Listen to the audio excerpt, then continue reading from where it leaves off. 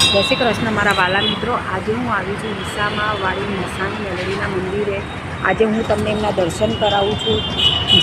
જેવા આપણા રાજરાજેશ્વરી મેલડી છે એવી રીતે આ વિસામા વાળા મેલડી છે। તમે જોઈ શકો છો એમનો ફોટો। આજે હું તમને એકદમ નજીકથી બતાવી શકું છું।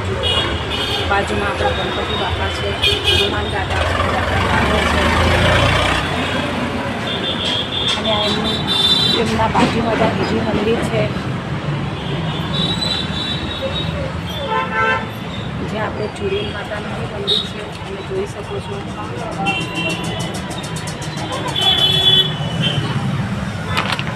આ રાખી દો અહીંયા, આ બીજા છે। હા, કયો એ દાદાને કામ લાગ્યું તો ઘણા બધા પોતાની ઈચ્છાઓ લઈને આવે છે અને મા વિસામાવાળી મેલડી એમની ઈચ્છાઓ પૂરી કરી શકે છે।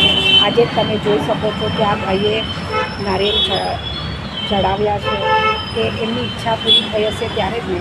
એટલે તમારે કંઈ બી હોય તો તમે વિસામાવાળી મેલડીના માતાના દર્શન કરવા આવી શકો છો। અને જો અગર તમને મારો આ વિડીયો ગમ્યો હોય તો like, comment, share. Radhe Radhe.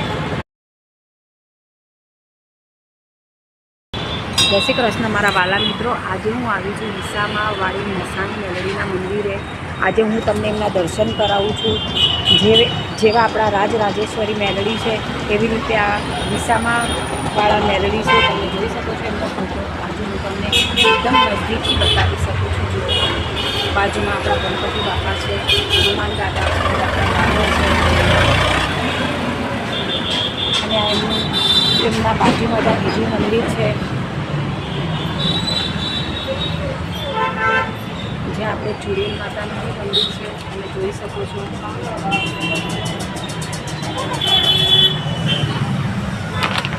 આ રાખી દો અહીંયા, આ બીજા છે। હા, કયો એ દાદાને કામ લાગ્યું તો ઘણા બધા પોતાની ઈચ્છાઓ લઈને આવે છે અને મા વિસામાવાળી મેલડી એમની ઈચ્છાઓ પૂરી કરી શકે છે।